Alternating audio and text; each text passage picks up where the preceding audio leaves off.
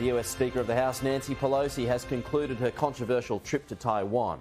China responded to the visit by conducting a round of military drills in seas around Taiwan, some of which China admits may breach Taiwan's territorial waters. Joining us live now is the political scientist at the University of Virginia, Larry Sabato. Larry, good morning to you. So do you think military drills will be it in terms of a response? Well, I think we all hope so. And the people who follow this most closely say that is the likely response.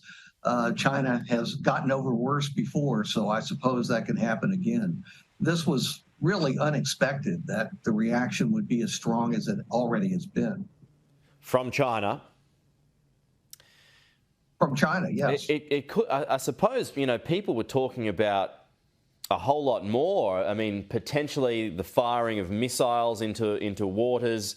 So it could be worse, though, right? Oh, it could be worse, but that doesn't really serve China's interests. This is a Speaker of the House of Representatives who will almost certainly be retiring as of next year. And it's not as though other speakers haven't visited, although the last one was a long time ago. Conservative Newt Gingrich visited Taiwan. So, I think basically it was a lot of bark and not very much bite. And again, that's our hope. So she was right to go, in your view? Oh, she's been very consistent about this. Yes, I see no problem with it. And by the way, the Biden administration was more upset with her than Republicans were. Half of the Republican U.S. Senate caucus issued a congratulatory statement to her, thanking her for going, headed by Mitch McConnell, the minority leader. So what does this mean, big picture, Larry, if China sees this as an offence, all right, that a high-profile, high-ranking official has gone from the US, the highest in a long time, as we just talked about, went to Taiwan, and all that China has conducted is a couple of military drills in its waters. What does that say to you? Well, it says that they understand there would be a tremendous price to pay if they escalated matters beyond that. It doesn't mean they never will, and some are fearful that eventually a military takeover or attempted takeover of Taiwan is inevitable.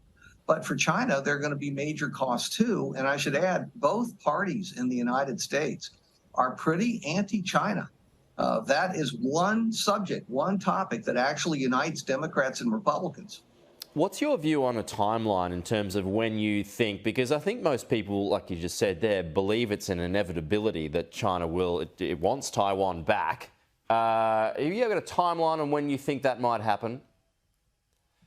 No, I suspect if they were to do it, they would do it at a time when the United States and its allies were busy with other world problems and probably had their hands full militarily and otherwise. They would do it at a time when they thought they could get away with it easiest. I don't know that there will ever be such a time, but if you're going to do it, you would do it with a weakened president and a weakened set of allies. Yeah, I know it was said this morning that some provocations are necessary.